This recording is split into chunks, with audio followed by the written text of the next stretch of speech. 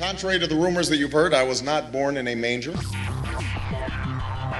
I was actually born on Krypton and sent here to save the planet Earth.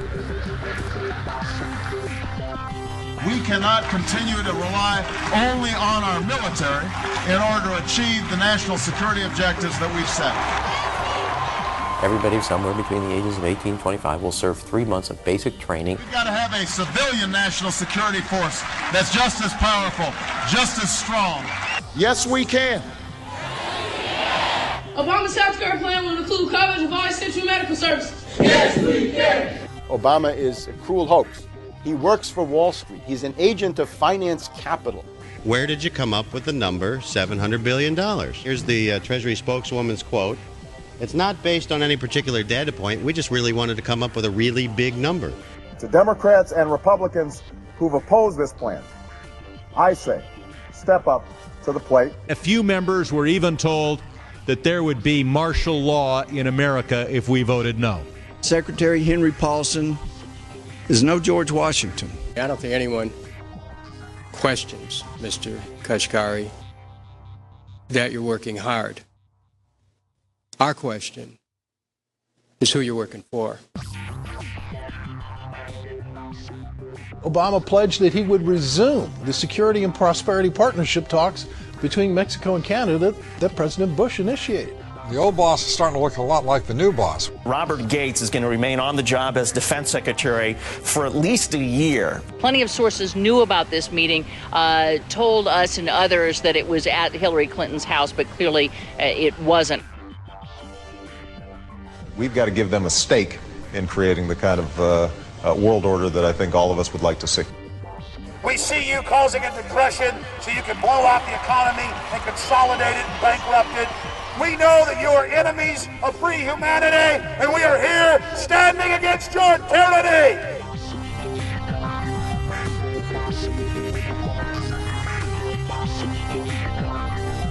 The Obama deception. The truth strikes back.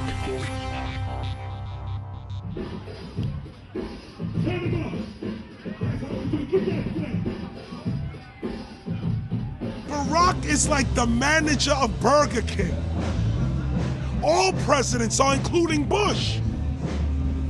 It's like this: when your fries are cold, if your burger is not done right, you go back to Burger King, America, or your government, and you say, my burger's cold, I want new fries.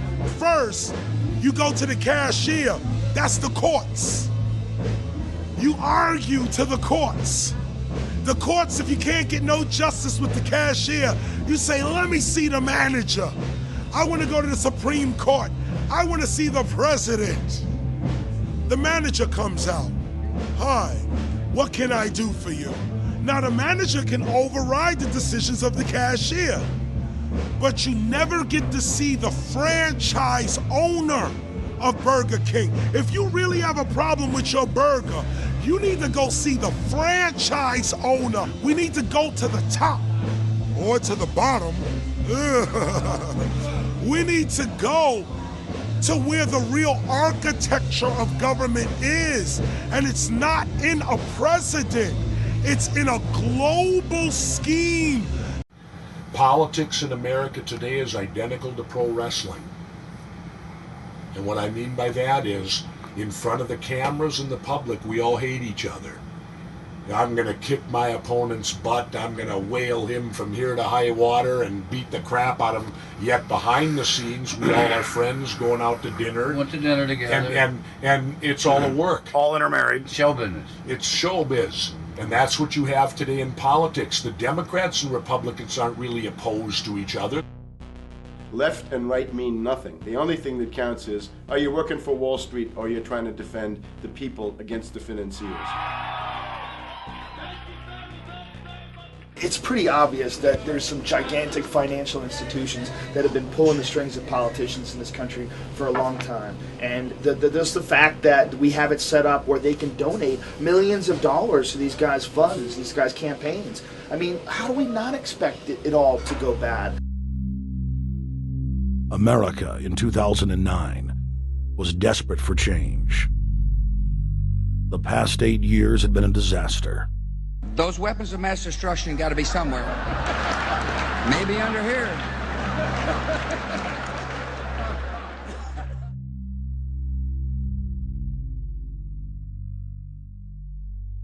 George W. Bush, who had claimed to be a conservative, had tripled the size of the federal government, shredded the Constitution, and destroyed the image of the United States worldwide. Nope, no weapons over there.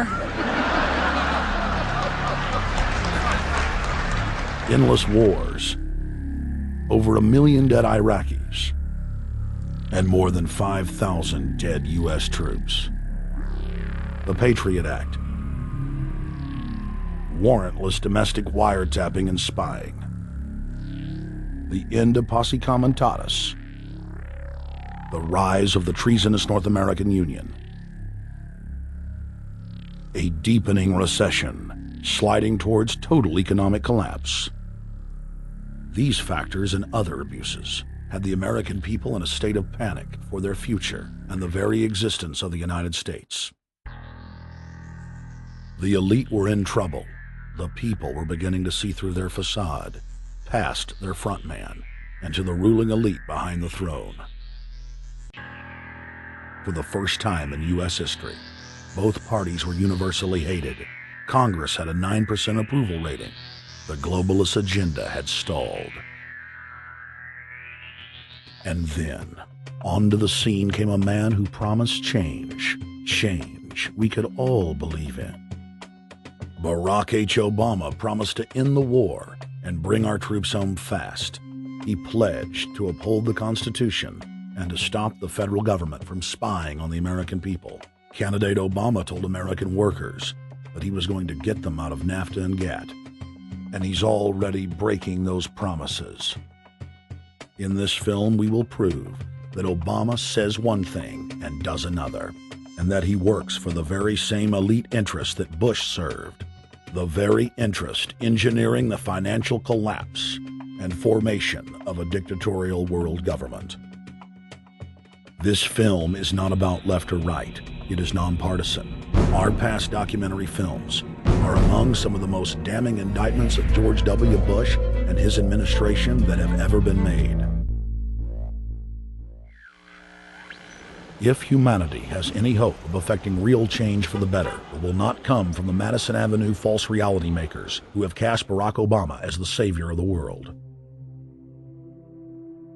To alter our course from tyranny to liberty, to defeat the corrupt elite, we must get past the puppets and confront the real power structure of the planet. Now we can see a new world coming into view. A world in which there is the very real prospect of a new world order. Webster Griffin Tarpley is an accomplished geopolitical analyst and historian. Among his scholarly works are the unauthorized biographies of George Herbert Walker Bush and Barack Hussein Obama. Since Bush the elder made his speech at the United Nations back in September of 1990 talking about the New World Order, I think I've become confused about what's actually going on in the world. The New World Order is a more palatable name for the Anglo-American world empire. It's the planetary domination of London, New York, Washington over the rest of the world. It's hard to get people to join that or think they have a part in it if you call it the Anglo-American world empire. If you call it the New World Order, then people in India or someplace like that or the European Union might think, well, there's something in that for us too. But that's not what it is. It's the Anglo-American New World Order. It's really the old world order. It's the British Empire morphing into the American Empire. The U.S.-British world empire is what you're going to get. Combines of powerful men have always battled with each other over the levers of power. Gerald Celente is recognized as one of the world's foremost trends forecasters and is the founder of the Trends Research Institute. People that are knowledgeable know that the fight that this country has been waging since its inception is for the central bankers not to take over the country. And that's why people like Andrew Jackson were elected. And that's why people revere people like Thomas Jefferson and others. The takeover has happened, and it's a corporate takeover. Agents of the Bank of England attempted to assassinate President Andrew Jackson on multiple occasions because of his resistance against a private central bank being set up in the United States. And it was something that Abraham Lincoln warned. And this is, by the way, why I believe he was assassinated. This is the Lincoln quote. "The money powers prey upon the nation in times of peace and conspire against it in times of adversity. It is more despotic than monarchy, more insolent than autocracy, more selfish than bureaucracy. I see in the near future a crisis approaching that unnerves me and causes me to tremble for the safety of my country. Corporations have been enthroned. An era of corruption will follow, and the money power of the country will endeavor to prolong its reign by working upon the prejudices of the people until the wealth is aggregated in a few hands and the republic is destroyed. Wall Street has killed Main Street." So I know how unpopular it is to be seen as helping banks right now, especially when everyone is suffering in part from their bad decisions. I promise you, I get it. Up until about the Kennedy assassination and the beginning of the war in Vietnam, the United States is a very powerful engine for world progress. It's the assassinations, the Kennedy assassination, and the others in the 1960s, the beginning of the Vietnam War, and the beginning of the absolute domination of the Wall Street Group over every other interest. Nobody else counts except the Wall Street money masters. That has now made the United States into no longer a force for progress, but something very different, often a force for destruction in the world. The military-industrial complex has taken over the country along with the Wall Street gang. If you look also at the people that Obama has put on his appointments list, it's all Wall Street. It's government of Wall Street, by Wall Street, and for Wall Street. There's nobody from heavy industry. There's nobody from the auto sector, nobody from Silicon Valley, nobody from big oil, nobody from defense, no labor, no women, no retirees, no small business, nothing. It's pure Wall Street. The only people who have a voice in Obama's councils are Wall Street finance oligarchs. That's all there is. Nobody else counts for anything under Obama. It's the most extreme Wall Street administration we've ever had. Before his death, President Woodrow Wilson apologized to the public, regretting that he had been deceived by a group of international bankers and the country's financial system had fallen into their iron grip via the Federal Reserve Act of 1913. Whether sought or unsought by the military-industrial complex, the potential for the disastrous rise of misplaced power exists and will persist. Dwight D. Eisenhower, he warned the people that the military-industrial complex was taking over the country. Only 3 years after leaving office, President Eisenhower's prophetic warning concerning the threat posed to our system of government by the military-industrial complex came to pass. President John F. Kennedy had enraged the entire elite network. Now, Kennedy was brought in as somebody who was expected to be a puppet. It was thought that his pro-Nazi father, Joseph P. Kennedy, the bootlegger, the speculator, would guarantee that Kennedy would be obedient to the establishment. They thought that Kennedy was a sex maniac who could be manipulated through all of this, but it turned out that through his personal suffering, Kennedy had discovered a personal sense of himself which went beyond just being a puppet, and he began to think about things like economic recovery, world peace, having a space program, making deals with the Soviets, cutting the Federal Reserve down to size, and a whole series of other things. Executive Order number 11110, signed by President Kennedy, began the process of abolishing the private Federal Reserve. Kennedy was also pushing for real civil rights reform and had begun the process of pulling the troops out of Vietnam. The last time you had an actual president was Kennedy. The oligarchs took swift and decisive action. When John Kennedy attempted to take the government back from the robber barons, he was brutally murdered. The message to future U.S. presidents and leaders across the world was clear: do as you're told or die.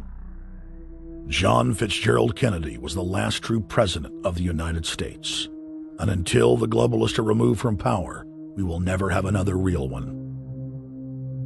The other thing about the American presidency you've got to remember is that this is a puppet post. It's automatically going to be a puppet post. The idea that Obama is somebody who's going to come in and exercise real authority when he's obviously been chosen and given everything that he's got by these financiers. Presidents are now little more than corporate pitchmen who take all the political heat, while the controllers remain in the shadows, safe from public scrutiny. Hip-hop icon KRS-One is not just known for selling millions of albums. He has led a tireless crusade against youth violence and has been a strong voice for human rights. If they controlled it before, what makes you think they're not controlling it now? The country was on a verge of revolution. They threw a black man up. Now we like this.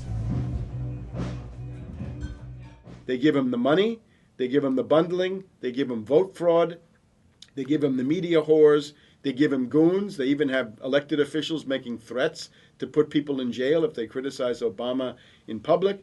All of this is the mark of a puppet. And that means that he is a puppet, actually more of a puppet than anybody else, more of a puppet than Mrs. Clinton would have been, even more of a puppet than McCain. He's the maximum puppet that we've had certainly since Jimmy Carter. They put a black face on the New World Order, and now we all happy. KRS ain't buying it. In the real executive power structure, the president serves the military-industrial complex. It's self-owned by the international bankers. If there's a revolution, the population just throws out the prime minister or president. The elite stays in power because the public is never aware of who the real enemy is. In Evian, France in 1991, standing before the Bilderberg Group, the apex of the world government power structure, David Rockefeller defined the New World Order as a system of world government serving the international banking elite. For decades, the banker-owned media would attack anyone who dared to warn the public that a dictatorial world government was being constructed right under their nose, and that national sovereignty was being deliberately destroyed. And now, after years of denial, the media and the elite themselves are proudly announcing that not only is world government real, but it is the answer to the financial crisis that they carefully engineered. Suddenly, the Wall Street Journal tells us that the North American Union is here, and that getting rid of the dollar for a common currency with Canada and Mexico is good. The Financial Times of London, published by a member of the Bilderberg Group, crowed that a dictatorial world government had been kept in the shadows for our own good, and that it was now time for it to emerge from behind the curtains of national security. White House Chief of Staff Rahm Emanuel stated on record that they can't let this crisis go to waste. You never want a serious crisis to go to waste. And what I mean by that, it's an opportunity to do things that you think you could not do before. And Henry Kissinger, who gave Barack Obama his first job out of college, told national television that the economic collapse was a great opportunity to bring in the New World Order. He went on to say that Barack Obama was the perfect person to sell it to the world. But he can give a new impetus to American foreign policy, partly because the reception of him is so extraordinary around the world. I think his task will be to develop an overall strategy for America in this period when really a new world order can be created. It's a great opportunity. It isn't just a crisis. In June of 2006, our team traveled to Ottawa, Canada, to gather intelligence on the shadow government's agenda for the coming years. I think that's the Queen. Investigative journalist and best-selling author Daniel Estulin had been tracking the Bilderberg Group for more than 16 years. His moles inside Bilderberg informed him that the elite were planning to first run the price of gas up to $150 a barrel, unimaginable in 2006. He also reported that after suckering the middle class back into the stock market, the group was going to implode the subprime mortgage market and destroy public confidence. Well, one of the things that we're getting from this morning's conference, this morning conference was about the energy crisis, the price of oil. The afternoon conference, which started about 4 o'clock, 4:30, they were talking about one of the American delegates, I wasn't told who exactly it was talking about the the concern that the American citizens have had with the housing prices going down, so they're not investing that money. So what they needed to do is they needed to create the illusion that everything is going well. So what they're going to do over the next year and a half is to bring the market back up to 1998, 1999 levels. They're going to get all the suckers to invest whatever little money they have left over, and that's when they're going to make the economy bottom drop out. They need to destroy the economy because as we're running out of oil, when people don't travel, at least that's what they're saying, when people don't travel, when people don't have money, they don't travel, they don't spend any money, which means you don't waste a lot of oil and natural gas. That's the afternoon's So how does conversation. this source, I mean, just ballpark, I mean, so you have this source, is it? Well, actually, there are two people who are members of the Bilderberg Club. It's actual members that are They're members of the Bilderberg Club who for years and years and years have been going and participating in all the conversations. They've always been dead on, always. And last year they said the oil prices are going to go up to 150. At the time it was 39, went up to 76, basically doubled. If it doubles again, it's going to be back to where these people If they attack Iran, it will at us. Year after year, Estelin and other reporters like Jim Tucker are able to report on future events with stunning accuracy, all because they know the agenda of the Bilderberg Group. The Bilderberg Group sits at the top of the world power structure. 125 of the richest and most influential individuals on the globe make up its membership. From Istanbul, Turkey to Chantilly, Virginia, we have tracked the elusive Bilderberg Group. Bilderberg always insist on a media blackout. By June of 2008, we had already figured out that Barack Obama was the elite's puppet of choice. The national media claimed that during the weekend the Bilderberg Group was scheduled to meet, that Obama had speaking engagements set for Chicago and the Midwest. We knew better. In a classic bait and switch, the Obama campaign told the press corps to get on Obama's campaign plane and that Obama would join them on the flight to Chicago. Campaign staff then slammed the door shut. The fawning press had been shanghaied as Obama's campaign aircraft lifted off without Obama. Robert, why were we not told about this meeting and that the senator wouldn't be on our flight until the doors were shut and we were about to taxi to take off? Again, we had a desire, Senator Obama had a desire to do some meetings. Others had a desire to meet with him tonight in a private way, and that's what we're doing. We set up these meetings. They're being done tonight. Again, Is there more than one meeting? Is there more than one person with whom? I'm not going to get into all the details of the meetings. I don't know that I've got a ton more different answers for all of your questions. Obama wasn't going to Chicago. He had a meeting to attend, a secret meeting. Initially, it was believed that the secret meeting took place at Clinton's Washington, D.C. home. Obama's spokesman denied that, but won't confirm where the former rivals met.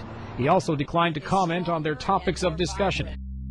For a day and a half, the mainstream media engaged in a wild goose chase, trying to find out where Hillary and Obama had gone. 3 cover stories later, the corporate press had to admit they had no idea where the 2 candidates had gone. And to this day, Clinton and Obama aren't talking.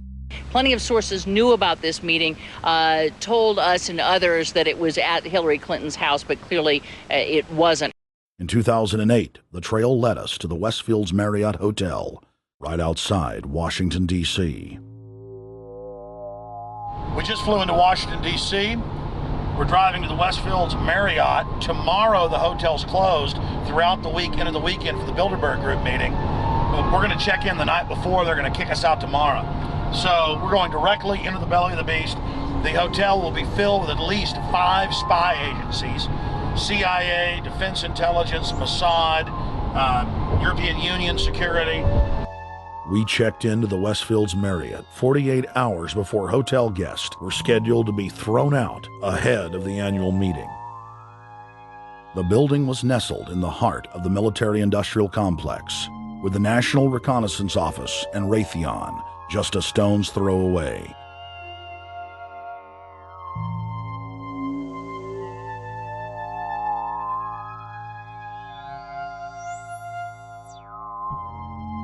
The plan tonight is to try to not get arrested, dodge the security, get in there, get some footage of the elite arriving in the morning, because some arrive before they officially lock it down, and then getting out of the building. That's our plan. I'm also going to be getting a call by a international syndicated radio show, Coast to Coast AM with George Norrie, and all week he's getting briefings from me every night about things as they develop.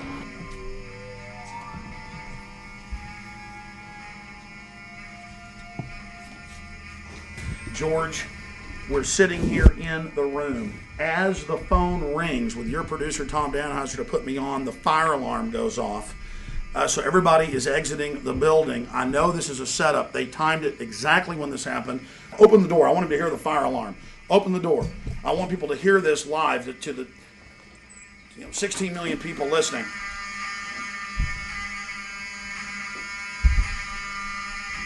George, do you hear that?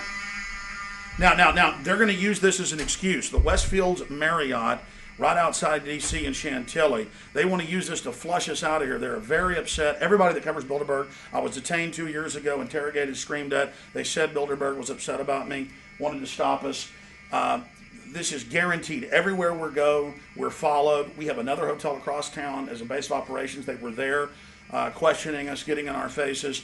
We're being followed everywhere. I need everybody's support right now. I pray to God they don't try to set me up. They may have tried to concoct this as some way to say, look, they didn't leave during a fire drill, assessing me knowing I would stay and do the interview. But again, the moment the phone rang with Tom Danheiser, the moment the phone rang, the guys answered it, I'm standing there, the alarm goes off. It's going off right now. The guests are exiting the hotel out there. Of course, there's no fire. This is just absolutely insane. I noticed, too, that there was over 100 security people here today, but tonight we got back and it was a total ghost town, and this is what's insane. We have a security guy walk up to us 30 minutes ago, about 25 minutes ago, before this happened, and said, "What are you guys doing?" We said, "We're just walking around checking out the artwork in the hotel," which we actually were admiring it, but we were also going around getting some footage. And they said, "Well, no cameras allowed." We said, "Fine." And then he said, "Yeah, we had somebody do a fire alarm a few weeks ago, and me and Rob, my camera guy, were on. Why is he telling us about a fire alarm?" I forgot that part, George. These bastards have done this. I don't know how. They're planning to try to set us up or something, but this is incredible. We are here in the middle of this right now, George.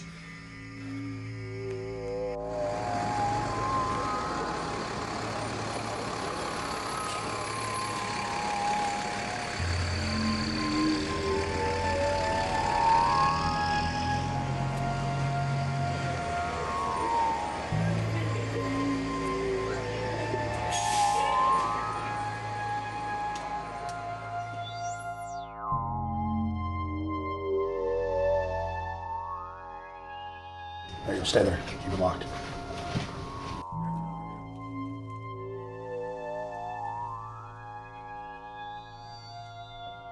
Let's go.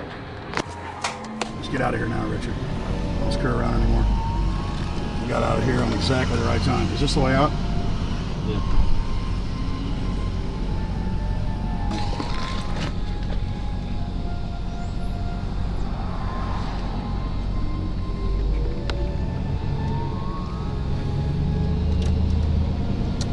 Car right behind us.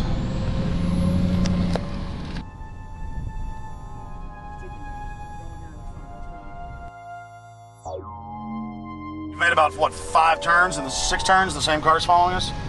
Now he looks like he's following us into a... He came out of Bilderberg, he came out of the Westfield. Being a little bit subtle, but... Not too. So there he is. That's him over there in the blue green, car. Yeah.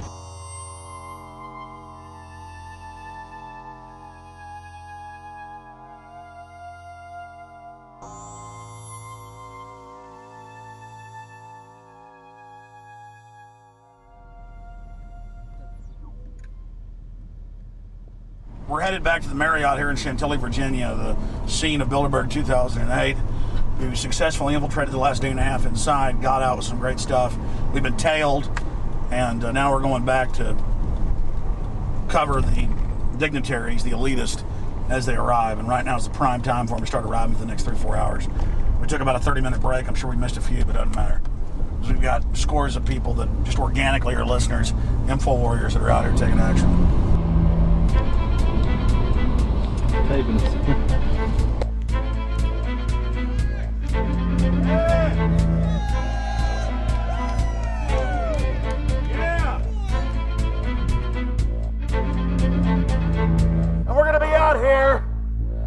next 3 days, while you try to chart the future of our destiny, we're taking our destiny back. You're not our gods or our masters. We witnessed at least 7 convoys of armed Secret Service entering the Westfield's Marriott, and internal sources confirmed that both candidates did attend at least one meeting inside the conference.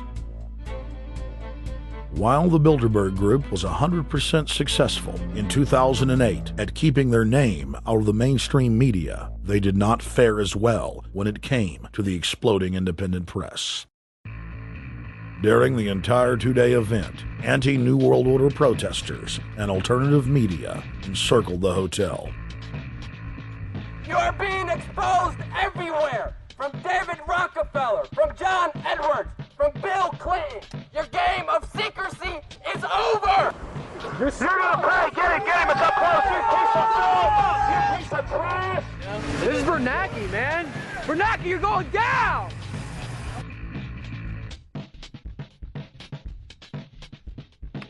Obama, we know you're here, Obama. You cleared your schedule for the next 3 days. We know you're in Virginia. Arch criminals! New World Order scum! We are not your slave scum! Brave Americans came from all over the United States and bullhorned the main conference hall at close range as the global power brokers schemed inside. You are criminals! You control the central bank, you control the currency, and you're turning our beautiful country and world into a nightmare! The global elite are desperate to keep their organizational meetings a secret. They are keenly aware that if the population discovers that policy is being developed covertly by powerful special interest, the people will revolt. It is our duty to expose these criminals. It's a criminal act under federal law for federal officials to have private meetings to discuss world policy with non-federal workers. So everybody from the State Department, Treasury Department, White House, Defense Department, and others who show up, as they always do, they're committing a criminal act simply by being here to attend a secret meeting with officials from other countries to discuss U.S. policy in the world. So literally it's a criminal act. And every newspaper, every broadcaster has a patriotic duty to expose these scum and the evil they project. The election primaries served as a great diversion, while the true future course of the nation was being set behind closed doors. You've got, obviously, the Bilderberger Group, founded by the former Nazi Prince Bernhard of Holland. You've got the Trilateral Commission, founded by David Rockefeller's Zbigniew Brzezinski. They're the ones who ran the Carter administration. Everybody in the Carter administration, from Carter and Mondale and Volcker and Brzezinski, were all members of the Trilateral Commission. Founding member of rap sensation Public Enemy, Professor Griff, gave us his view of the Obama phenomenon. Barack Obama's been given a pass by the Blue Bloods. He's been given the okay by certain secret societies for them to let him in. I truly believe imperialism and fascism needs a facelift. And that facelift is going to have to be black. And the reason why I believe that, simply because I think they're trying to go into Africa. Well, they're already in Africa. But they want to totally control all the natural minerals that they're going to need to carry themselves into the 21st, 22nd, and 23rd centuries. You follow me? So I think they have to go through a phase of galvanizing the masses of dark-skinned people that truly believe that change needs to come. But the change that they're talking about is not necessarily change for the better as far as the masses of the people. It's probably a better change for them. It's not going to change for us, the little man on the totem pole. And no one looks at the agenda. Long as he positions himself right, have the right tie on, have the right smile, repeats the slogans over and over and drives it home, the average American is just going to swallow it hook, line, and sinker. And we don't even know what the agenda is.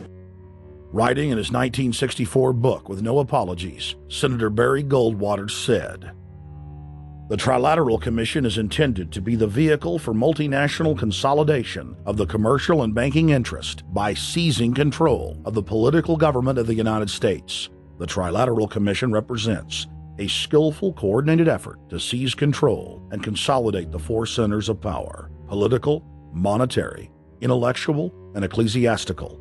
What the Trilateral Commission intends is to create a worldwide economic power superior to the political governments of the nation-states involved. As managers and creators of the system, they will rule the future. Bilderberg issues executive decisions and prime directives to its subdirectorates for implementation. The Trilateral Commission takes the Bilderberg Group agenda and executes it through regional roundtable groups throughout Europe, Asia, and the Americas. The Council on Foreign Relations serves as the managing roundtable group in the United States sector. The Council on Foreign Relations has dominated every administration since the days of FDR. The way in which they make policy and rule is that they are a polycentric oligarchical system. You have to be a finance oligarch. Remember, this is not a society ruled by generals, not by priests, not by bureaucrats, not by demagogues, none of those, but by bankers. Bankers rule, and the bankers set up these institutions. They set up things modeled on the Royal Institute for International Affairs, Chatham House, and the Milner Round Table of the period right after the Boer War, so even before World War I. You had the British setting up these round tables, institutes with publications and conferences, and this is how they make policy. Upon Obama's inauguration, members of the Bilderberg Group, Trilateral Commission, and CFR flooded into every position of power in the executive branch, replacing Trilateral Commission and CFR members who previously filled the positions during the Bush administration. When you look at the U.S. ruling class, you'd have to say that they're a really pathetic bunch of failures and bunglers. They are a miserable excuse for a ruling class. And that's one of the big problems we have, is you go from Clinton to Bush to Obama. What stays the same is the ruling elite that gives these puppets the orders that they act on. And these orders are wrong-headed, let's say, to say the least. They're basically bankrupt. They're going to lead to the collapse of this civilization. What they're doing is using the existence of the United States as a formerly powerful nation state to act out their Wall Street fantasies of world domination and maintaining their capital structures and maintaining their system of looting. And this can't be done. So the basic question is, they've hijacked our country and you got to take it back from them. You've got to drive Wall Street out of the government, and at that point you'd have a reasonable chance of getting back to prosperity and some kind of peace and order in international affairs. We had a chance to speak with economist and author George Humphrey.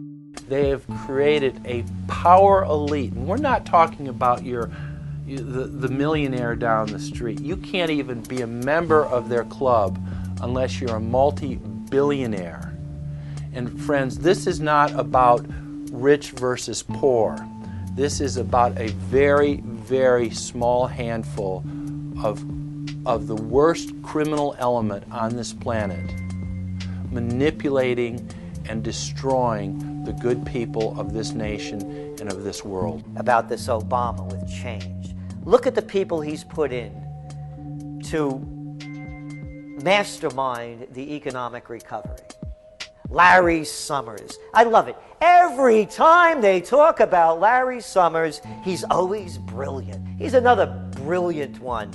He's the one that helped dismantle the Glass-Steagall Act, the banking act that was put in place in the 1930s, so the banks couldn't become the banksters that they become. In the 1990s, you had the beginning of the derivatives bubble, thanks to people like Alan Greenspan, Rubin, Summers, a lot of the people who are now back in the Obama administration. And the derivatives, I think, are the centerpiece of this entire problem today. These are the same people. Geithner from the Treasury Department. Could you imagine that? Now we have the U.S. Treasury Secretary, who also is a Robert Rubin protege of the Larry Summers group, that dismantled Glass-Steagall and broke apart the regulations that would have prohibited the banks and brokerages from becoming these criminals. He was the former president of the New York Federal Reserve, And now he's our Treasury Secretary. And as we all know, the Federal Reserve is as federal as Federal Express. It's a private bank. And now we've put this guy in charge of it? I mean, Wall Street has hijacked Washington in broad daylight. Every single one of his appointments support the status quo. Every one of his appointments are there to screw the American people. Every single one of his appointments are people who are working to bring down the Republic and the Constitution of this country. Secretary of the Treasury, Timothy Geithner, Bilderberg Group and Trilateral Commission member. Secretary of State Hillary Clinton is a Bilderberg and CFR member. She is also married to Trilateral Commission member William Jefferson Clinton. Ambassador to the United Nations Susan Rice, Trilateral Commission. National Security Advisor General James L. Jones, Bilderberg, Trilateral Commission, and CFR. Deputy National Security Advisor Thomas Donilon, Trilateral Commission, CFR. Special State Department Envoy Henry Kissinger, Bilderberg Group, Trilateral Commission, and CFR. Chairman, Economic Recovery Committee, Paul Volcker, Bilderberg Group, Trilateral Commission, Council on Foreign Relations. The Director of National Intelligence, Admiral Dennis C. Blair, Bilderberg Group, Trilateral Commission, CFR. Secretary of Defense Robert Gates, Bilderberg Group, Trilateral Commission, CFR. Deputy Secretary of State James Steinberg, Bilderberg Group, Trilateral Commission, CFR. State Department Special Envoy Richard Haas, Bilderberg Group, Trilateral Commission, and President of the CFR. Obama Presidential Advisor Alan Greenspan, Bilderberg Group, Trilateral Commission, CFR. State Department Special Envoy Richard C. Holbrooke, Bilderberg, Trilateral, CFR. And the list goes on and on. Even if Barack Obama were the most wonderful person in the world, he was groomed and brought to power by the global elite to carry out their agenda. Humanity must look past Obama and realize that presidents come and go, but the shadow government and their program of global enslavement continues. How could people be so stupid and gullible to believe a bunch of political people?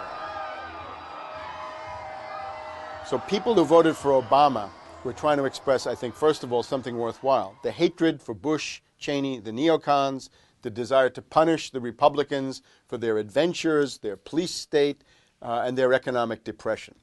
The second question was on the economy.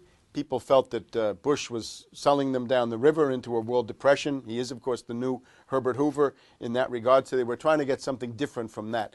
The tragedy, of course, is, and this is really why Obama was groomed and prepared over a period of almost 30 years now, that Obama is there to frustrate and to deceive all of those hopes. Obama is a cruel hoax. He's a bogus sham. He's an absolute denial of everything that you'd expect from an American president. It is very disturbing to see well-meaning people falling for high-tech propaganda over and over again. It happened after 9/11. The American people en masse were swept into a mob psychology, irrationally throwing their common sense to the wind and doing whatever the administration told them to. The general public eventually caught on to the fact that George W. Bush was a deceitful thug and that the economy was in freefall. In the midst of it all, Barack Obama was there, speaking out against the abuse of the people at the hands of the establishment. With the election of Barack Obama, the world rejoiced that the United States was no longer in the hands of madmen. But unfortunately for humanity, this was another vicious fraud. I want to like the guy. He speaks gently, he's intelligent, he seems to be a man of peace. He is just as charismatic as they come. But you know what? Is that a tree is really, really measured by the quality of its fruit. And when you kind of put away all the flowery words, when you put away all the rhetoric, when you put away all the rock and roll music, what he does is what's important for the people of this country, starting with the truth. Obama is notoriously a liar. He promised that he would get out of Iraq, I think within 16 months at some point. We had Samantha Power telling the Scotsman that he wouldn't be bound by those promises, and sure enough, he's now not going to be bound by those promises. Obama pledged in hundreds of speeches and interviews that within 6 months of being elected, he was going to bring our troops home from Iraq.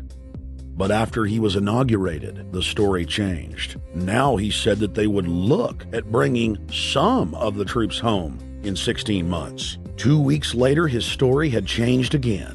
Now the administration would look at bringing the troops home in 23 months. Well, Obama's already fudging.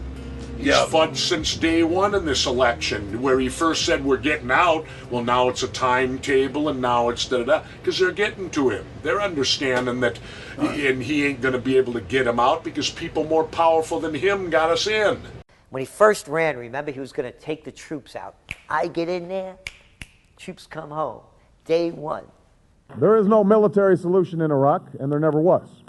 I will begin to remove our troops from Iraq immediately. And then that went to 16 months. And now he's going to add, they're saying, another 30,000 or more troops to Afghanistan. Next, he sent 30,000 more Marines to Afghanistan, doubling the total number of forces in the crosshairs. Barack then announced that he was going to move missile systems into Eastern Europe to encircle Russia. But after all, what should we expect after he kept Bush's Secretary of Defense Robert Gates? The outcome of this policy is if you're constantly meddling near the Russian borders with these fascist creeps, IMF, NATO agents like Yushchenko of Ukraine or Saakashvili or Georgia, or these Kaczynski twins in Poland, or various collections of people in Latvia, Lithuania, Estonia, you're tied to these gangsters, and if they decide to start a war, that rapidly escalates into thermonuclear World War III. This is worse than the neocons. Bush and Cheney never got as far as Brzezinski, Soros, and the other people running Obama. Barack Obama swore that he would vote to repeal the Patriot Act, but then he voted for its reauthorization. Obama decried the Bush administration's illegal warrantless wiretapping of the American people. Then he voted to legalize it. Obama pledged that he would filibuster any attempt to give retroactive immunity to the telephone companies, the telecom companies, except he then turned around and voted for that bill. Most people don't know, for example, that he voted to reinstate the Patriot Act and more government wiretapping. Candidate Obama told desperate factory workers in speech after speech that he was going to renegotiate NAFTA and GATT to make it more fair for American workers. It is absolutely true that NAFTA was a mistake. But then his campaign was caught sending out memos to top corporate leaders, telling them not to worry and that it was just campaign rhetoric. We had Obama saying, you know, I'm against free trade. I don't like NAFTA and all those free trade sellouts. We had Austin Goolsbee going to the Canadian diplomats and saying, don't mind him. He's just popping off. That's just election era rhetoric. Doesn't mean anything. Presidential candidate Barack Obama was publicly criticizing the North American Free Trade Agreement in a bid for votes, but privately telling Canadian officials not to worry about it. He said that he was going to bring us peace in the Middle East. He said that he was going to bring us transparency and a balanced economy. He said that he was going to not have lobbyists. He said he was going to clean up government. He said he was going to work for the environment. And point by point by point, within the first month of his inauguration, he has lied and deceived and cheated the American people. The people of the United States and the world were filled with hope that Obama was the real deal when in his first week in office he signed an executive order supposedly closing Guantanamo Bay and other secret prisons. Then the press actually had a chance to read the executive order and were shocked to find that the executive order only said that Obama was thinking about closing Guantanamo in a year. But worst of all, the executive order continued the practice of rendition, which the LA Times called secret abductions.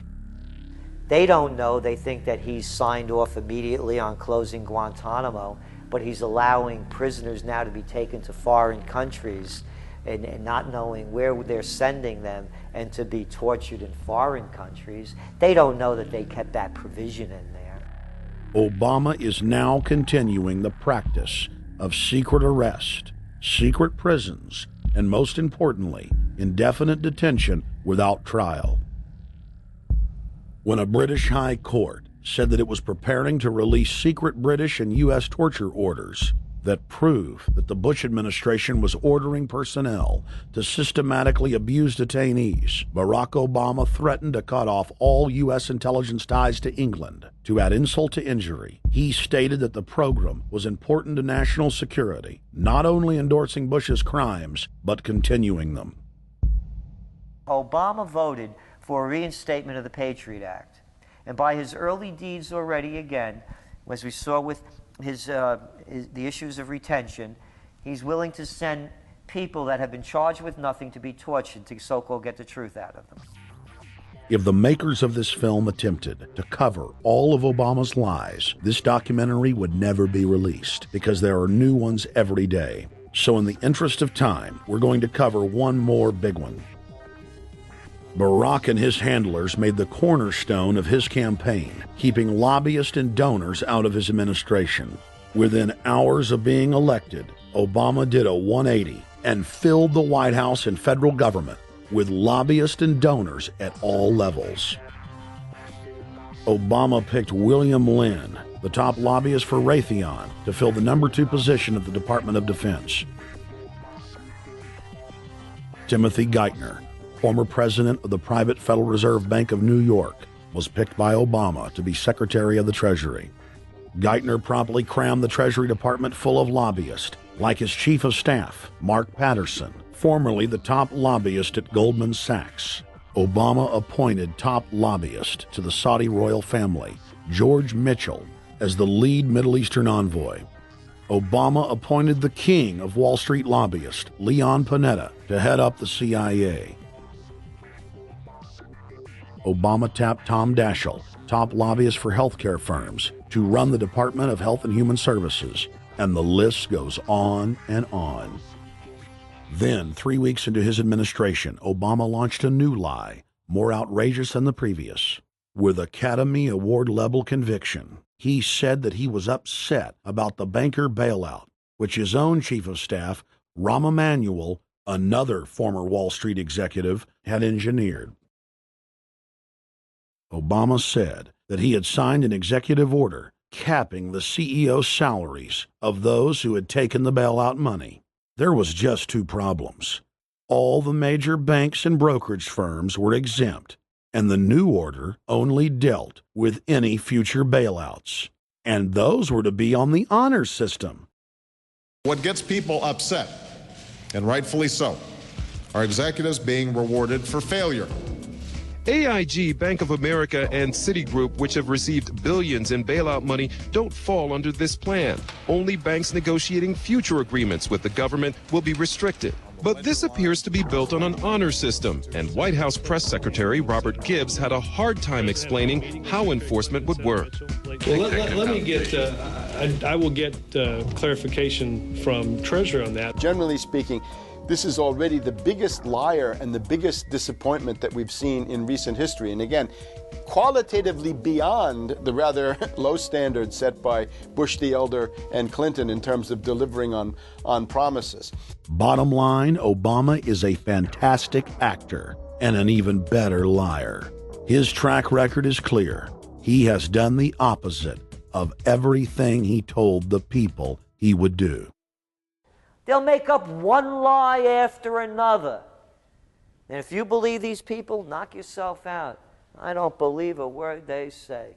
Within 1 month of the passage of the first banker bailout bill, the press reported that over $5 trillion had just disappeared out of the U.S. Treasury. By December, the amount of money that had been stolen had reached $8.5 trillion. The leadership of both political parties circled the wagons and would not discuss where the money had gone.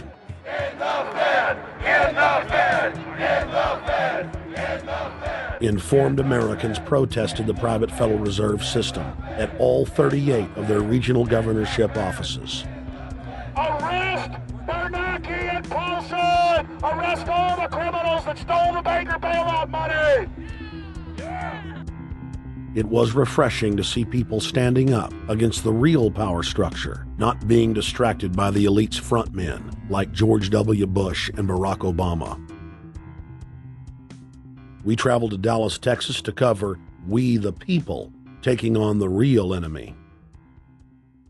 Hey, I want to talk to the workers up there on the parapet. The ones smoking cigarettes and just jump back. You're with the American people, we know that. But understand, ask the workers inside. You're not in a federal government building. You're in a private Federal Reserve that uses that name as a fraud. That'd be like if my first name was Federal Reserve Jones. I'm still not the federal government. I'm not a federal agency. But if I said my name was Federal Reserve, I could go out and pay off politicians and get them to allow me to get into power so I could issue the currency and credit, and then I could buy up the world. That's what these criminals have done. A lot of people think that the Federal Reserve is already part of the government. They're not. It's controlled by cliques of unelected, unaccountable bankers meeting in secret. Most of these people have never even been through the formality of a Senate hearing or a Senate confirmation. They claim that they're part of the U.S. government. They masquerade as if they were part of the U.S. government. But in reality, this is a purely private operation. Jackals, hyenas, raptors, all of them loyal, not to the American people, but to the Wall Street banks, which is where most of them come from. Everyone is pointing to Barack right now, President Obama, as saying, you got to get the economy together. You got to get the economy together. When in fact, the president has very little to do with the economy. It's the Federal Reserve Chairman that at least sets the policy. That's a privately owned company, the Federal Reserve Bank.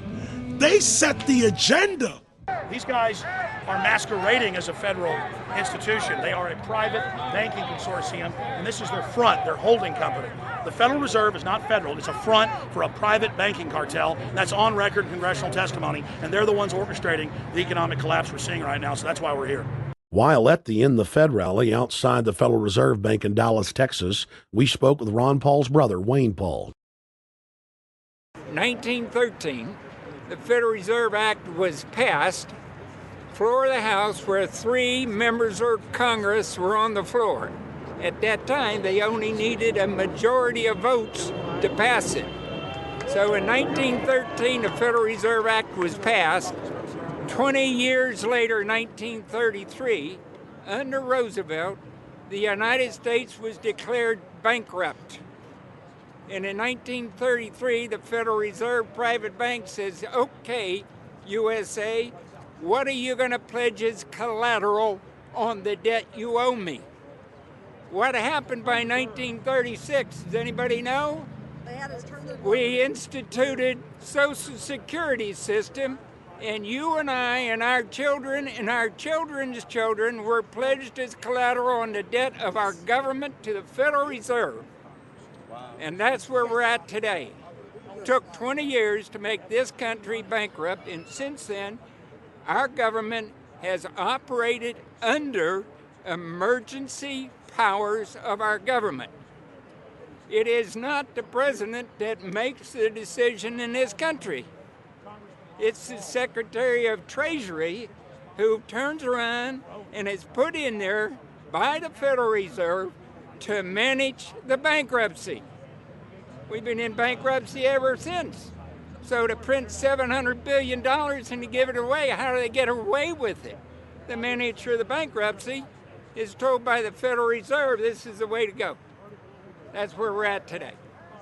Yes, we should point out, Congressman Ron Paul now has a huge amount of sponsors for a bill in the House of Representatives to abolish the private Federal Reserve crime syndicate. In 1913, the money power of the country was taken away from the people. By constitutional privilege, it belongs with the Congress, but it was given up in the Federal Reserve Act. The Federal Reserve is no more federal than Federal Express, but yet it has the power to determine the direction of use of money in our economy. If we could take that power back and put the Federal Reserve under Treasury, we start to be in a position of being able to control monetary policy on behalf of the United States people. The Federal Reserve is totally private, and Alan Greenspan 2 weeks ago on PBS on Lair NewsHour said on record that they are above the law, the Congress, the President, everyone. No court can do anything. We run America.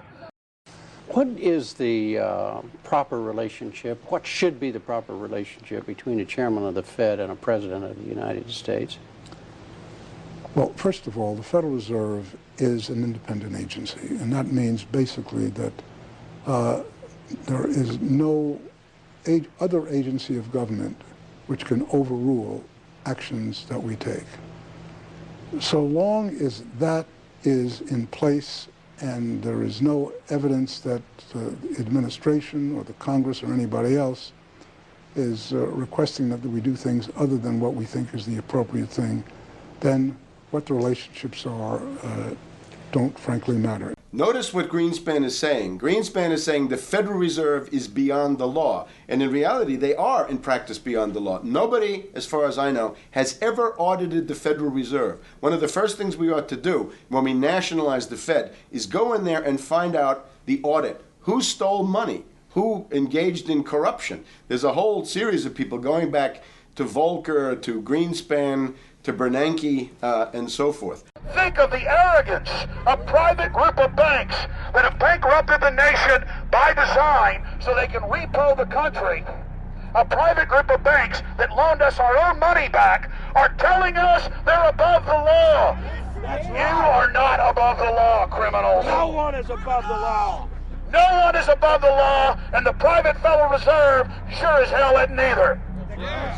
Since the founding of the Federal Reserve back under Woodrow Wilson, the Federal Reserve has struck out 3 times. They didn't stop the crash of 1929. They didn't stop the banking panic of 1932, 1933. And now they are the cause of the derivatives crisis because they're the ones who inflicted derivatives on the world with Alan Greenspan. Instead of our economy being about goods and services and real products and manufacturing, it's all about these guys, the private Federal Reserve that masquerades as a government entity who controls the issuance of currency and credit.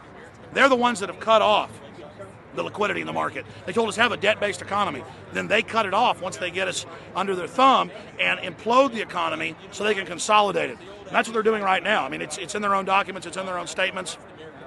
They claim, give us unlimited power, give us trillions of dollars of the banker bailout bill that's already $5 trillion, not $850 billion as they say. And we'll get the economy going, but they're hoarding the money and buying up other banks that aren't part of the Federal Reserve, buying up insurance companies, buying up roads, infrastructures, media empires, defense contractors. What the banks do is they implode an economy by cutting off credit, and then once things really fall to a low, and they know the low because then they buy everything up and start then putting more money back into the economy, and then they build it back up. So they build us up and then shear us, build us up and shear us. And they're getting ready. All over the world, they're always shearing some country, imploding it. Comes out in their own IMF and World Bank documents. That's just the foreign arm of the same cartel. And these are the people who claim to be the saviors of the economy, the people who have created every important crisis in the past 100 years, the Federal Reserve. So it's illegal, it's unconstitutional, and it's a failure. And I think the failure is what everybody can see right now. Yeah, what they do is they make you think Clinton's evil in running things. Then, oh, Bush will save us. And then, oh, Bush was evil. Now we'll be saved by Barack Obama, but he's just a puppet. But as we get deeper into this phase, when they implode the economy, they have all the money and all the control. But they also like to pose as the savior. So Obama is meant to be the savior during the Depression, and he'll save us with a 1 million person, he said, is bigger than our military, domestic spy force, a 3 million person environmental spy force. So giving people these jobs to be government bureaucrats and spies to go out and manage the other 290-something million Americans. And so this is classical fascism. The communists also do it. Any vertically integrated command and control authoritarian system does this. So they're openly following what the same group of banks did in Germany, Russia. It's in the Communist Manifesto to have a private central bank, because the private central bankers actually wrote the ideas that they had Marx and Engels put out. People go, well, why would the banks want communism? It doesn't exist. They rape us, they consolidate us, they put us into work brigades, they make us slaves, and they say it's a people's paradise. Look at it, boy, you're really doing good. And then they transfer all the wealth of the nation offshore. The globalists are outside all the nations. That gives them safety, and they play countries off against each other. And so that's what we're facing and dealing with. And so they're bringing in classical, hardcore tyranny in the U.S., but we have the internet. We've grown our numbers. The alternative media's exploded. That's why they're trying to move in to shut down and regulate and tax the web, but it's too late for them. They're playing in the 19th century, 20th century rules. It's the 21st century, the century of resistance to tyranny. And so it's going to be one hell of a fight with the people and free humanity on one side and the New World Order on the other. And every one of you out there counts, needs to be involved in this fight like nothing you've been involved with before, because this is life and death. Everything depends on exposing these people. Everything depends on showing the people that this is the New World Order, this is the criminals. We're dealing with the king rats here, the people that are carrying out tyranny worldwide. And either they fall or we fall. Either worldwide darkness and a new age of tyranny and oppression and with a scientific overlay, or a new age of liberty and freedom and a new renaissance. The choice is the people's out there. Okay, we can tell you what's going on. You can check it out for yourself and find out it's true. But don't wait. Investigate now. Get involved now. Go out there and reach out now. We don't have time. If you're looking for the solution, look in the mirror. Look right into the mirror, because you out there, men, women, old, young, black, white, doesn't matter. It's going to be up to you if they win or if liberty succeeds and the people have a chance of having any future. These are cold-blooded eugenicists. These are cold-blooded people who think they're God, think that they're our masters, that think that we're animals. These are the guys that funded Lenin and Stalin and Hitler and Mao. These are the guys, it's all on record, that bankroll this stuff. They are hardcore vicious, and they must be resisted. Up until about the Kennedy assassination and the beginning of the war in Vietnam, the United States is a very powerful engine for world progress. It's the assassinations, the Kennedy assassination, and the others in the 1960s, the beginning of the Vietnam War, and the beginning of the absolute domination of the Wall Street group over every other interest. Nobody else counts except the Wall Street money masters. That has now made the United States into no longer a force for progress, but something very different, often a force for destruction in the world. That doesn't need to remain that way. The interest of the American people is to fight to take your government back from Wall Street and make the United States a force for progress in the world, which we easily could do if we could just break the power of the people behind Obama. The main banks of Europe, which were started by Adam Weishaupt and Rothschild, the Banque Nationale de Paris, the Bank of England, the Bank of Italy, have all financed the messianic and war leaders of the last 200 years. Napoleon, Lenin, Stalin. They backed Adolf Hitler. They backed Franklin Delano Roosevelt. And they are backing right now Barack Obama. The banking cartel had established a beachhead in 1913 through the Federal Reserve Act. In 1947, they set up a parallel shadow government through the National Security Act. From 47 on, the national security state began the long process of absorbing federal and state bureaucracies, while at the same time undermining the constitutional power of Congress and dominating the executive branch. By controlling the issuance of currency and credit, the private Federal Reserve was able to buy up most of the Fortune 500. And if a company wouldn't sell, the bankers would unleash federal regulators to run them out of business. Private central banks in Europe, the United States, and England took taxpayer money and loaned it at over 30% interest to third world nations.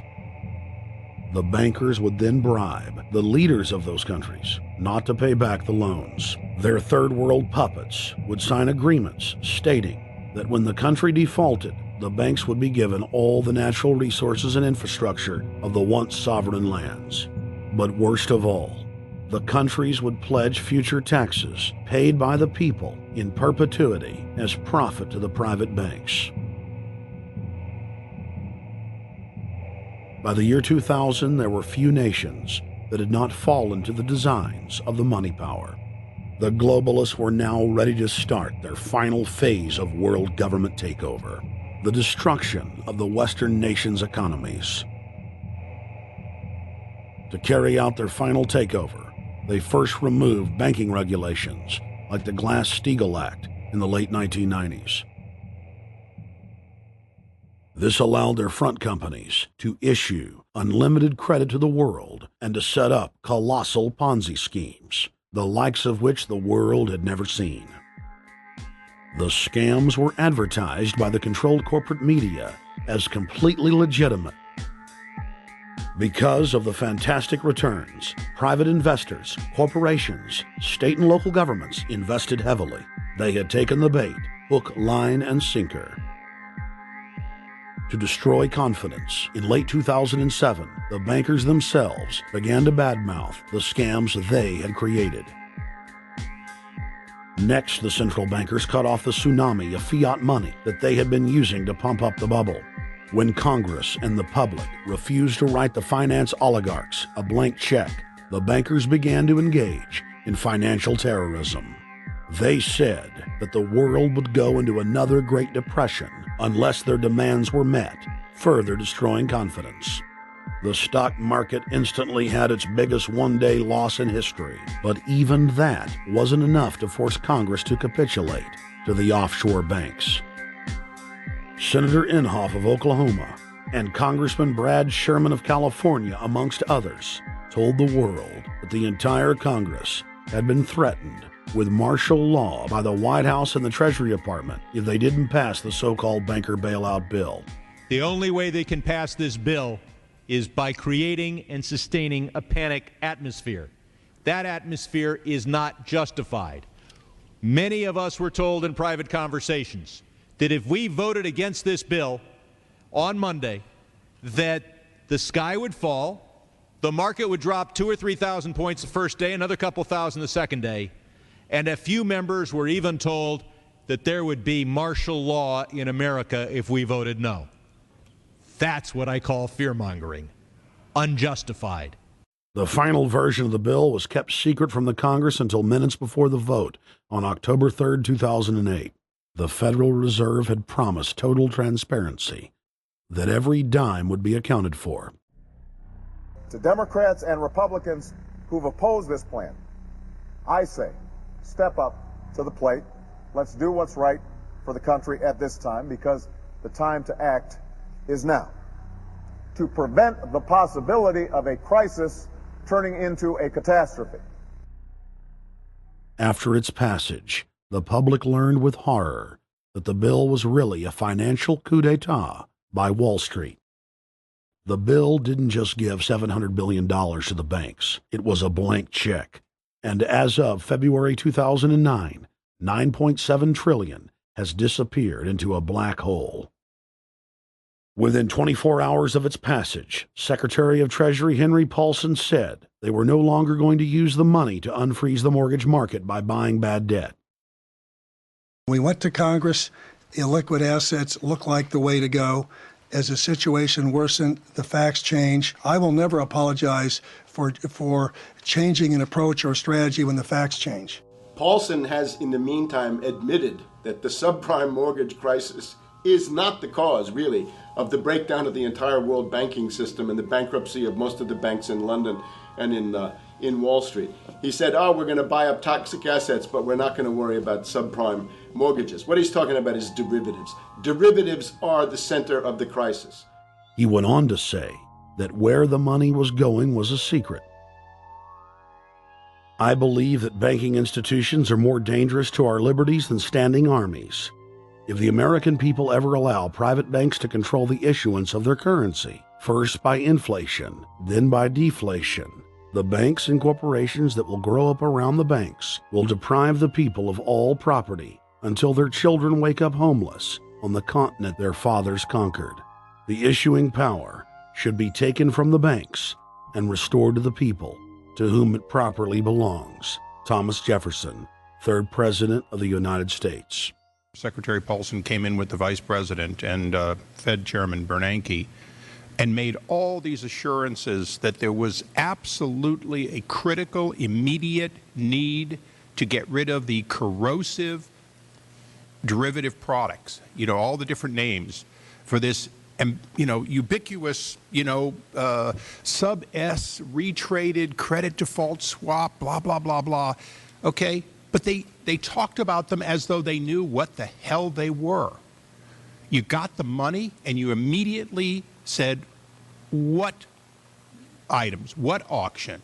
Now, the Treasury just basically cut that out of the bill.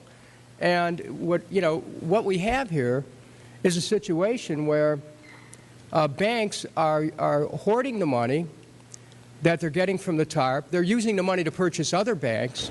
And all of a sudden, the Treasury sent a signal to the banks, forget about it. We're going to give you the money that you want, and you do what you want with it. Unless you direct it specifically, it's not going to happen. I don't think anyone questions, Mr. Kashkari, that you're working hard. Our question is who you're working for. Throughout its passage, President Bush and Senator Obama worked in tandem to get Congress to pass the bill without even having time to read it, despite the fact that in major polls, 98% of the American people were against the bill. The leadership in both parties were for it.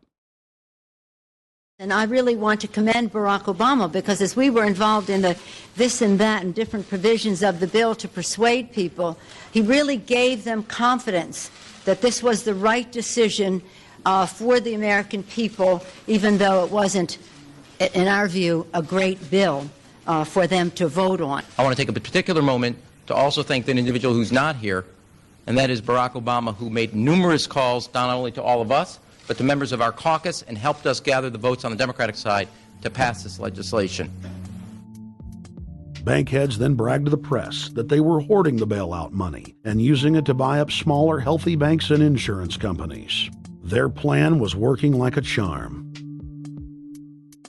Next, the central bankers loaned the federal government back $787 billion of our own money at interest for President Obama's so-called stimulus package.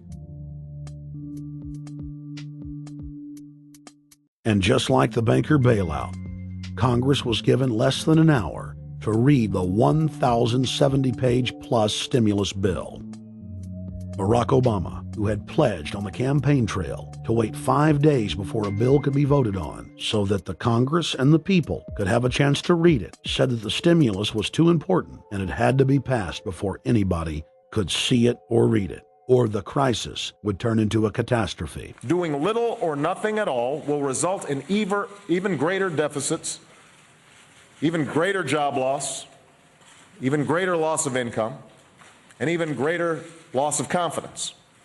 Those are deficits that could turn a crisis into a catastrophe, and I refuse to let that happen. After its Friday passage, in gangster fashion, President Barack Obama took a 4-day vacation and said that there was no rush to sign it. The spending bill was really a takeover bill, designed to further federalize the states and to pay off rich donors that had donated to both parties. As the world slid deeper into depression, the bankers celebrated the fire sale that they had created. I believe the phrase burdens of the office is overstated. Yeah, it's kind of like, why me? Oh, the burdens, Why did the financial collapse have to happen on my watch? It's just pathetic, isn't it? Self-pity. And I don't believe President-elect Obama will be full of self-pity. With their access to unlimited fiat capital, they could now buy up sectors of the world economy not already controlled by them. For over a century, the Anglo-American establishment had worked to bring the world system to this point. Artificially engineered global bankruptcy. In an address before the Trilateral Commission in June of 1991, David Rockefeller laid out the elite's ultimate goal. The supranational sovereignty of an intellectual elite and world bankers is surely preferable to the national autodetermination practiced in the last centuries. Now that the bankers were holding the world hostage, they issued their ultimatum.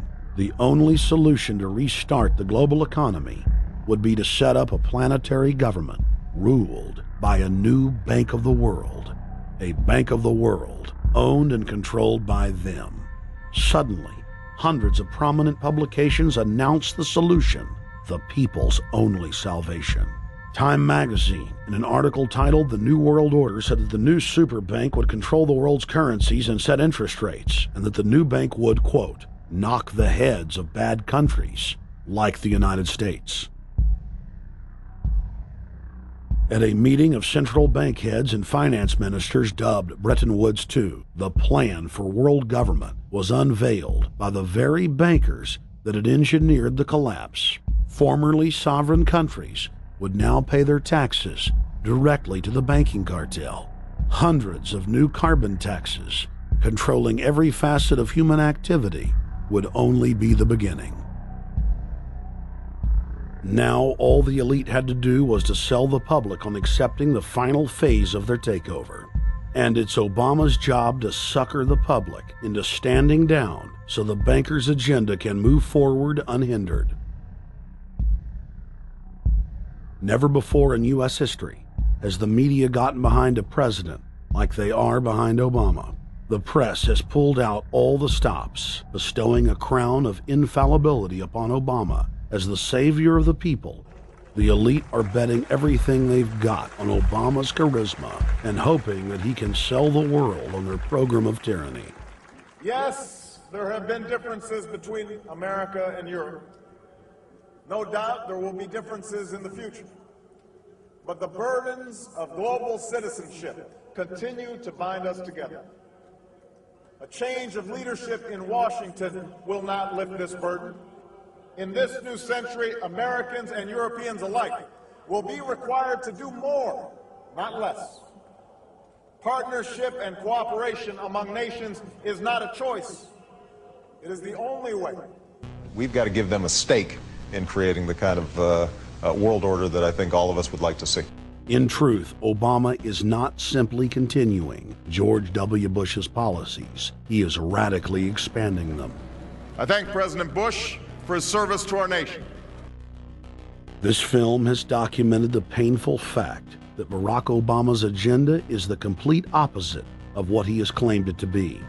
Now we will reveal what Barack Obama and his controllers' true agenda is. Number 1. Bring the United States under the complete regulatory control of a private offshore superbank known as the Bank of the World. More than 100 new taxes are now being developed under the umbrella of curbing greenhouse gases. The new taxes will be paid directly to the private bank consortium. At the producer level, taxes will be paid on farm animals' flatulence. At the consumer level, there will be carbon taxes on all forms of meat, beef, poultry, pork, and fish. All cars will be fitted with satellite tracking boxes that will tax driving by the mile.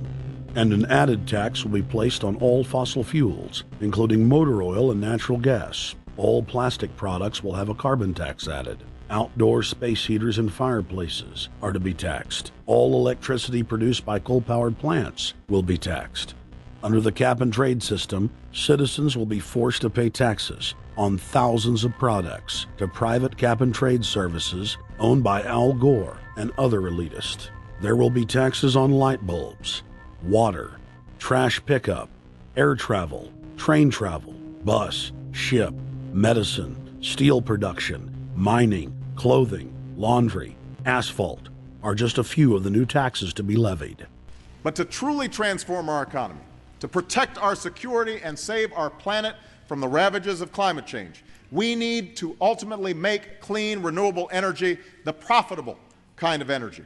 So I ask this Congress to send me legislation that places a market-based cap on carbon pollution and drives the production of more renewable energy in America. That's what we need. The notion of anthropogenic global warming is a fraud. In other words, the idea that the planet is getting warmer and that human activity is somehow responsible is a pseudo-scientific fraud. It's a big lie. It's a monstrosity. Remember the Nazis, they had race science, race hygiene. They said Aryan blood is different from any other kind of blood. This was, of course, idiocy, a fantastic piece of nonsense. Today, we got something similar.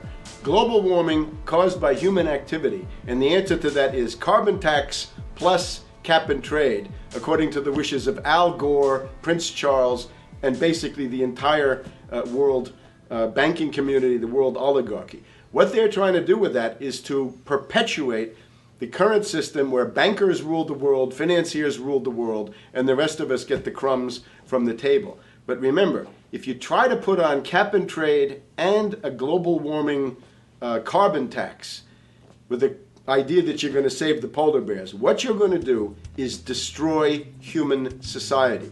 You're going to cause genocide on a massive scale. The deaths will be measured in the hundreds of millions and indeed in the billions. Just the idea of global warming means that there'll be no development for Africa, no development for the poorer parts of Southeast Asia, and no world economic recovery of any kind ever in our entire lifetime. So it's important to expose and fight the pseudoscientific fraud of global warming. One more point about this. You don't need a climatologist to know that this stuff is a fraud. I'm a historian. I can tell you, in the last 1,000 years, we had a period of very warm temperatures called the medieval warm period, where all kinds of grapes and semi-tropical stuff was growing very far into the northern hemisphere. That was about 1100, 1200. It happened to correspond with an all-time maximum of sunspots. Right now, we can say that we're going into another maximum period where there'll be some warming, but we're well within the limits of the medieval warm period. About 1600 to 1650, there was an ice age in northern Europe. The North Sea was filled with ice. The German and Dutch ports and the English ports were filled with ice. That corresponds to an all-time minimum of sunspot activity, the Spörer minimum and the Maunder minimum. So this has largely got to do with solar activity. We can see that other planets, not just the Earth, are warming slightly as a result of increased solar activity. But we're well within the minimum. So what the oligarchs claim to be an open and shut scientific case is a piece of pseudo-scientific nonsense, and it should be rejected. Number 2, the social engineers are fully aware that the Obama craze will wear off quickly, so they are racing to put in place the most oppressive police state control grid in human history. 20,000 battle-hardened regular Army troops are now being deployed to patrol the streets of the United States. FEMA is now building giant camps in every region of the country, and the Congress has introduced bills like the National Emergency Centers Act, H.R. 645, which merges local governments and the police under federal control. And as we all know that have watched these things, they're ready for the riots. With these detention centers that are being opened up around the country, with state police training for riot control in the event of economic calamity and food riots, they know what's going on and they're prepared for it. So people better also prepare for it themselves. Anyone that's not prepared for what's going to happen, they deserve what they get, because there's enough information out there pointing to the problems, and they should take all precautionary actions. Next, Obama ordered the Defense Department to issue DoD Directive 1404.10, establishing a 1 million person civilian army under his control. Simultaneously, Obama launched usaservice.org. The new website deceptively masquerades as a federal agency, but in reality is a recruiting tool building a separate, completely private army outside of government that takes orders directly from Obama's controllers. Barack Obama has refused to rescind Presidential Decision Directive 51, signed by George W. Bush. The directive plainly states the president is a dictator and that Congress is ceremonial. We cannot continue to rely only on our military in order to achieve the national security objectives that we've set. We've got to have a civilian national security force that's just as powerful, just as strong, just as well funded.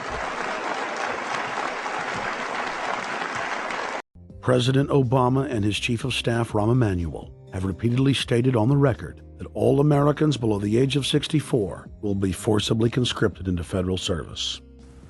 Citizenship is not an entitlement program. It comes with responsibilities. Everybody somewhere between the ages of 18 and 25 will serve 3 months of basic training and understanding in a kind of civil defense. Now, it doesn't always have to be service in uniform. One of the things that if you talk to our generals, they are desperate for is a civilian counterpart to our military forces. So is this compulsory then? Well, you have to, in a sense, it's a required of everybody, 18 to 25, 3 months, and at some point at that point you do it. Obviously, I'm not going to say perfect legislation. We'll work that process through. Or you could do it during a college summer, or you could do it after high school. If you have a demagogue with a fanatical mass movement of personality cultists who is imposing the program of a group of extreme bankers and finance oligarchs, that's fascism. Obama's transition site, change.gov, proclaimed that middle school and high school students will be forced to serve the federal government. Fascism is gutter up, streets up, hooligans, thugs, fervently idealistic students, swarming adolescents, just the kind of thing you see around Obama. The way you get a population to enslave itself when the police and the army are no longer enough to do that. So I think that's if you're a left liberal, it's time to open your eyes to that. All young Americans between the ages of 18 and 24 will be conscripted into a paramilitary domestic security force. If Obama has his way, adults and seniors will also be forced into other forms of service for the betterment of the homeland. Number 3, disarming the American people. Obama operatives in the Congress have introduced more than 10 bills that would end the Second Amendment as we know it. H.R. 1022 would allow the new Attorney General Eric Holder the dictatorial power to ban any gun he wishes at will. In 2008, before the Supreme Court, in the D.C. gun ban case, District of Columbia versus Heller, Holder argued for the complete disarmament of the American people and that only the military should own firearms. H.R. 257 would ban all youth shooting sports, including YMCA and Youth Olympic shooting clubs. H.R. 45 would force all gun owners to undergo federal psychological screening, registration, and testing to keep their firearms. White House Chief of Staff Rahm Emanuel has proposed the extrajudicial banning of any American on the fraudulent no-fly list from owning any firearm. That is, if you are on the no-fly list because you are known as maybe a possible terrorist, you cannot buy a handgun in America.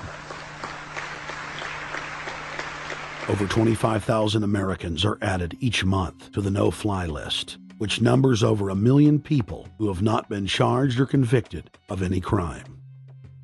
It's a case of mistaken identity for a 5-year-old boy from Normandy Park. He had trouble boarding a plane because someone with his same name is wanted by the federal government. King 5's Mimi Jung is live at SeaTac Airport to explain. Mimi. Lori, it's hard to believe that a 5-year-old could be considered a threat, but that's exactly what happened here at SeaTac last week when Matthew Gardner showed up for a flight to LAX.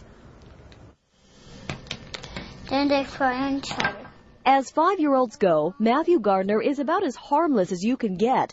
But when he and his mom checked in for their flight at SeaTac last week, Matthew was considered the criminal. If you're on that no-fly list, your access to the right to bear arms is canceled because you're not part of the American family. You don't deserve that right. There is no right for you if you're on that terrorist list. And even though this Matthew Gardner is only in kindergarten, TSA workers still conducted a full-blown search. They searched all of our belongings. They took everything apart piece by piece. Nadia Counter says it wasn't easy being treated as a possible threat to national security. I picked up my child to give him a hug and tell him, you know, it's okay, we're doing fine. And they reported to me that I was not allowed to touch him.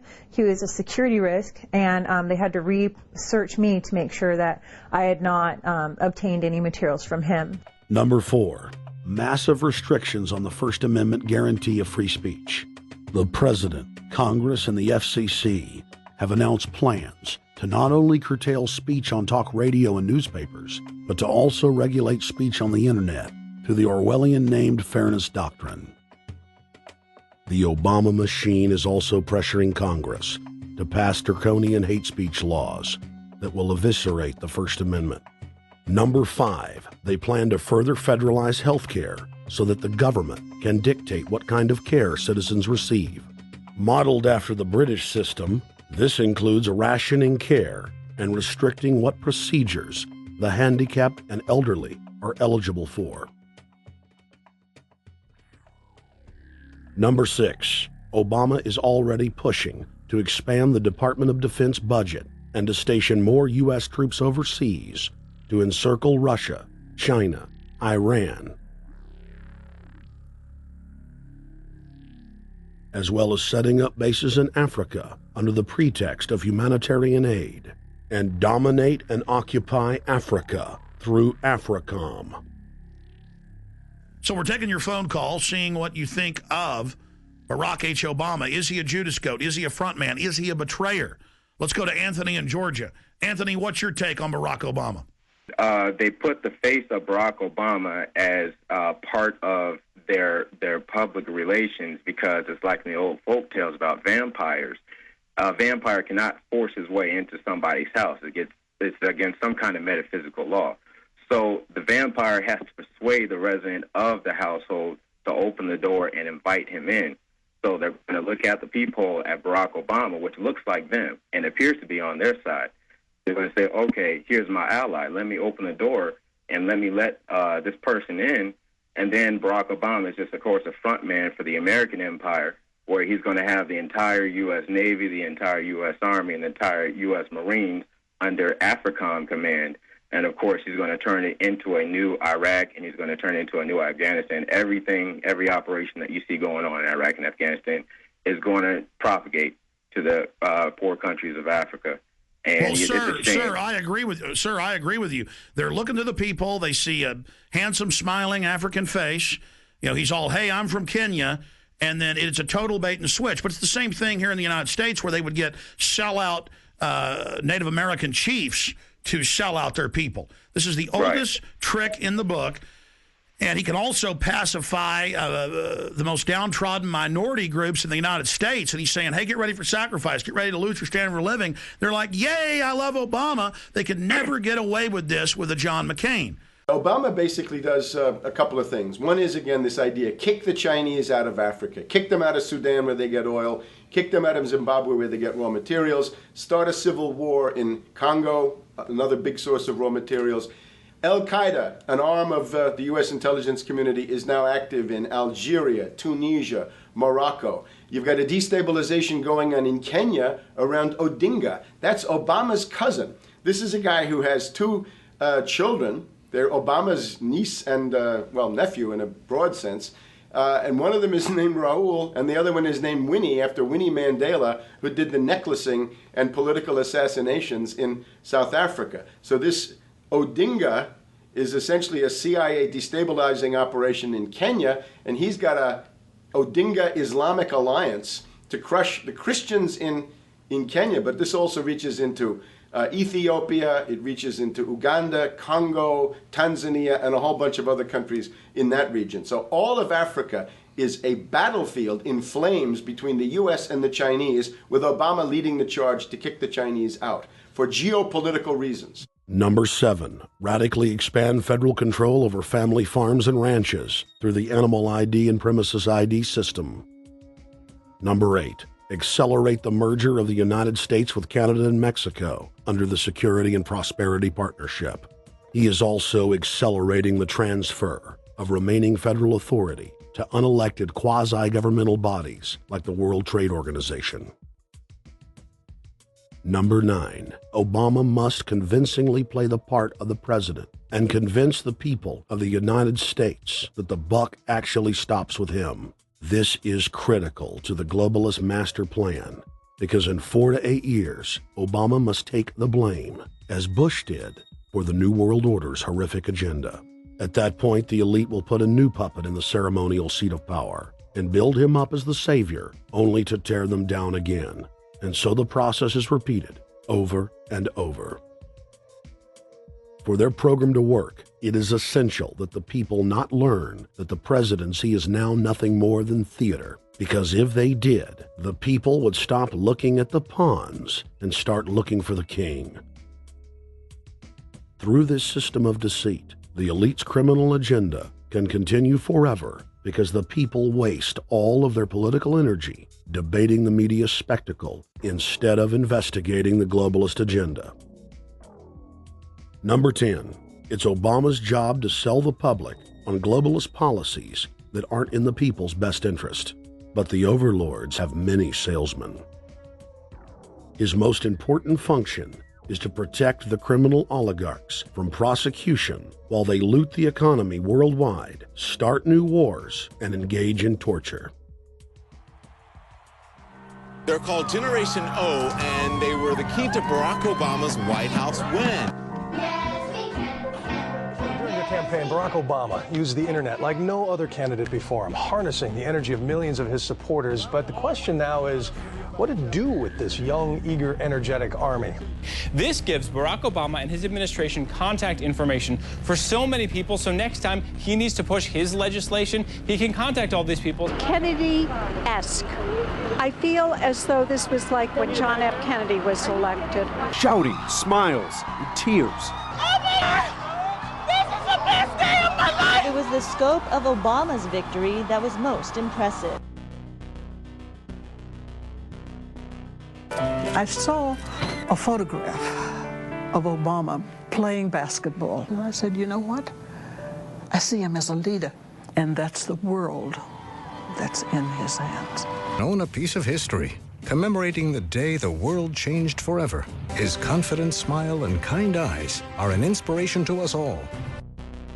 In summation, Barack Obama is a Madison Avenue created fad.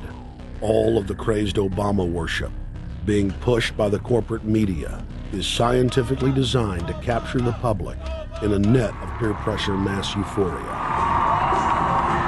If the New World Order can just distract the public for a few more years, the elite can finish constructing their police state control grid. Now, a lot of times, we don't want to know the issue. Right. We don't want to know the issue. We feel, what do you call this thing where you get this false sense of gratification, but because a black man is in office, everything's going to be all right. No, everything's not going to be all right. Yeah. Until you look into the agenda on what the Democratic Party has been about, is about, and will be about, regardless if Barack Obama is the president or not. And that's real. Barack Obama is the perfect Trojan horse. He makes the people feel like they finally have a place at the table, even as he betrays them. I won't have to worry about paying my mortgage. Oh, it's such a blessing to see you, Mr. President. Thank you for taking time out of your day.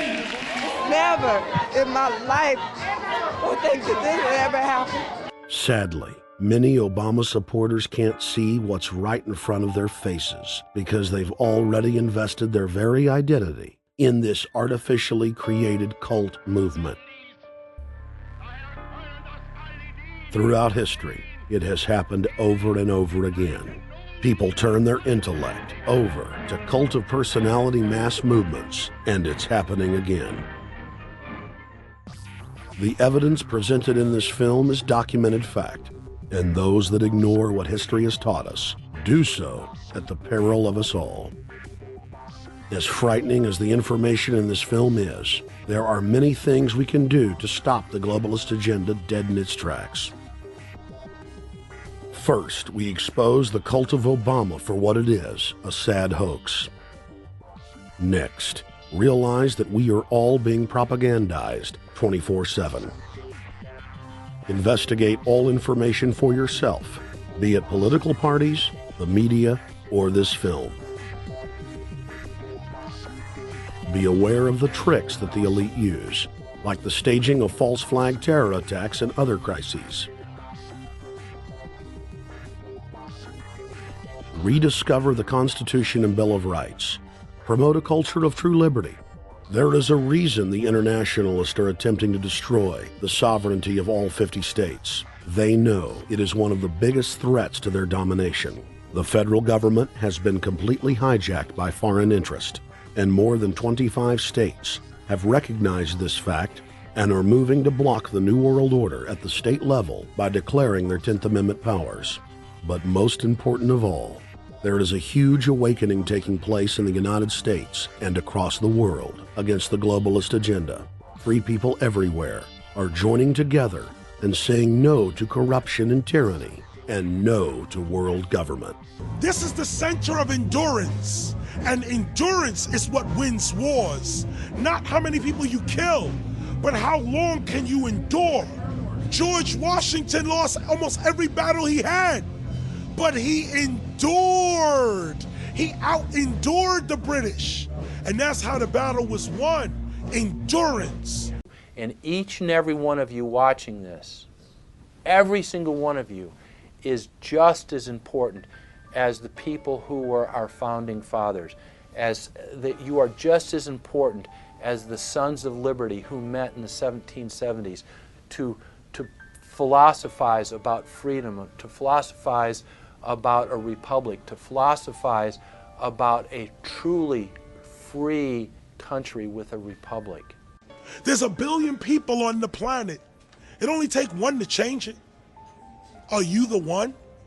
There may be everybody in your classroom bugging out. Your whole school may be on fire with kids wild and bringing guns. But are you the one?